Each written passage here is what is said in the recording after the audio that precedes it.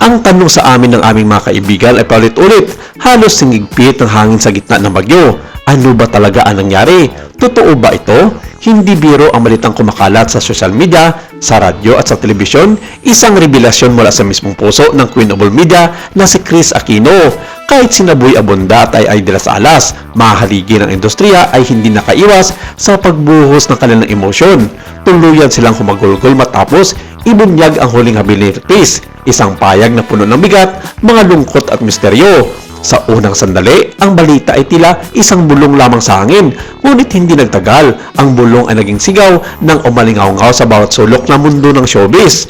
Ang mensahe ni Kris ay hindi basta liham, ito ay replikasyon ng kanyang kaluluwa, isang salamin na pinagdadaanan niyang labis na sakit at pangamba. Hindi maikakaila, ang kanyang mga salita ay tumago sa puso ng lahat, lalo na sa mga taong matagal na siyang minahal at sinundan sa bawat yugto ng kanyang buhay.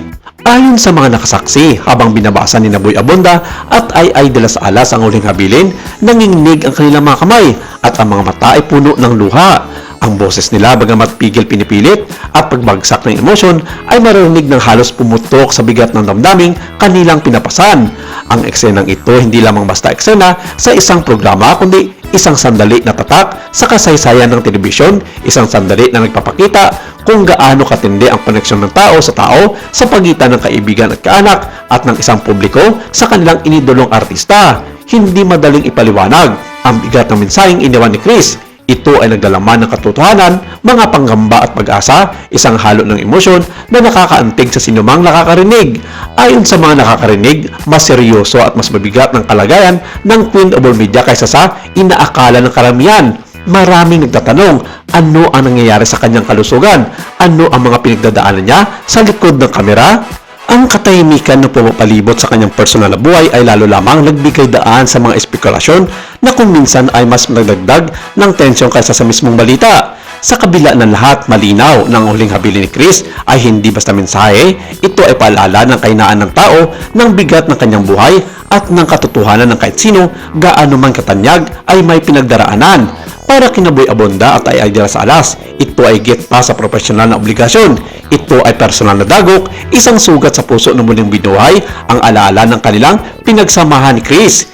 Isa pang nakakaantig na aspeto ng revelasyon ay ang paraan kung paano nila ito tinatanggap. Walang pagtatakip sa emosyon, walang pag-iwas sa katotohanan, pinapakita nila sa likod ng makintab na mundo ng showbiz, may mga pusong namumuo sa sakit, sa lungkot at sa pagmamahal. Ang kanilang pagkagulgol ay simbolo ng tunay na damdamin, isang emosyon na hindi maaring itago, lalo na sa harap ng isang kaibigan na minahal at pinagsamahan sa bawat yugto ng buhay. Habang lumalala ang balita, mas lalo naging mainit ang usap-usapan sa publiko. Sa social media, nag-uumapaw ang reaksyon. May mga lantig, may nag-alala at may naguluhan. Ang huling habilin ni Kris ay tila nagbukas ng pinto ng malalim ng pagninilay sa kalagayan ng bawat isa. Paano natin hinaharap ang sakit, ang takot at ang pangamba sa sinarap?